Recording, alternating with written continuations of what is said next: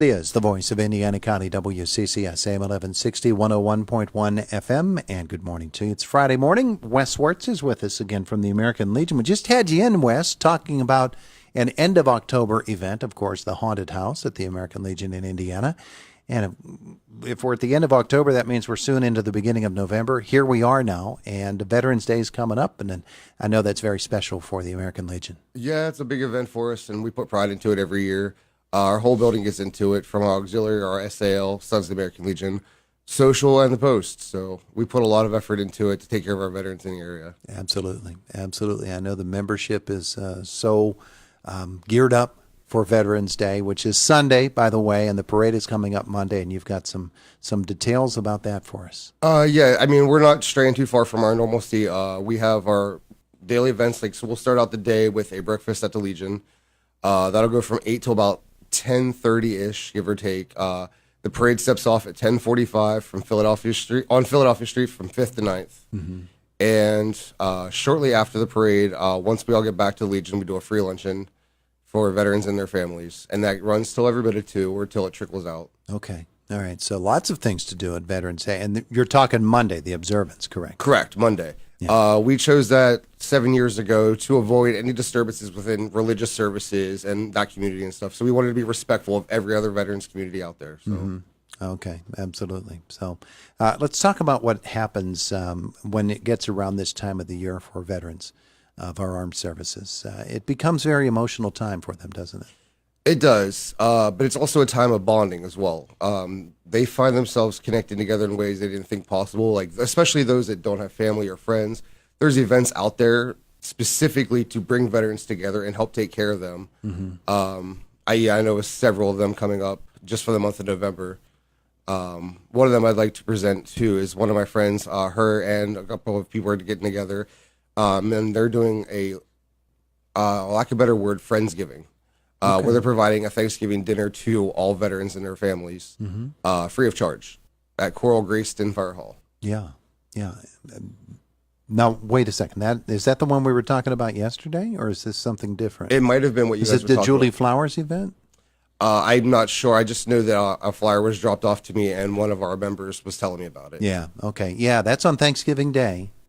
And it's really for everybody, veterans and everybody who is alone at Thanksgiving time. So that's going to be a wonderful, wonderful event. Yeah, that's just one of the many events that's around the area for our local veterans, and Veterans Day just being the day to honor our local troops. Yeah.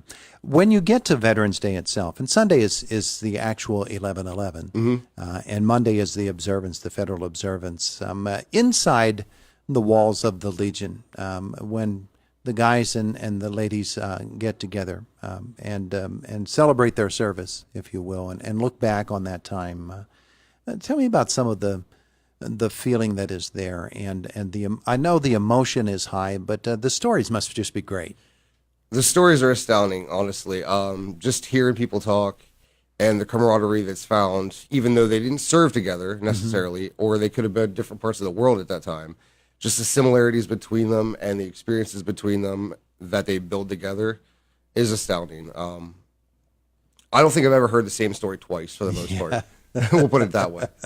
Well, a part of that as well is the fact that they're veterans. I mean, they're all brothers and sisters in arms.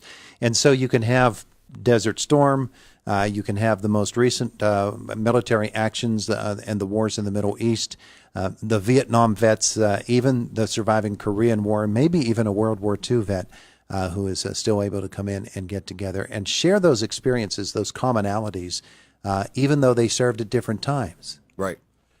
Touching on the different ages and wars of the veterans, part of the parade we have going on is there's several units in the parade this year that are willing to host transportation in the parade mm-hmm. for those older veterans, i.e. those that are, I know of a few of them from World War II era that are possibly going to be participating. Mm-hmm.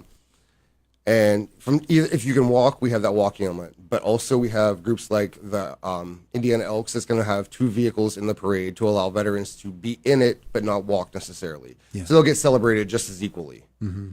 And still pay their patronage to their fellow veterans. Yeah, absolutely. We always see the parade from up here when it stops, and you get the ceremony in front of the courthouse. But it starts on the other end of town, if you will, on your end of town, and marches up there. When that parade begins, and the veterans start marching, for some of them it's a difficult thing, but they're bound and determined they're going to do it, right? Oh, yes, they are. I still get goosebumps every time I watch the parade start. I mean, I hear that cannon volley, and then people, they just start marching off, and it's chilling. Yeah, absolutely. All right, so that is going to be happening on Monday.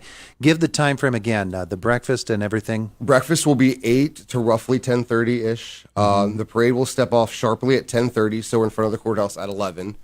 And then the luncheon will follow the parade. Yeah, okay, the luncheon is after the parade. Yes. And any vet can come. Any veteran and their family, it's free of charge. Very good, very good. All right, anything else we need to pass along to the folks today?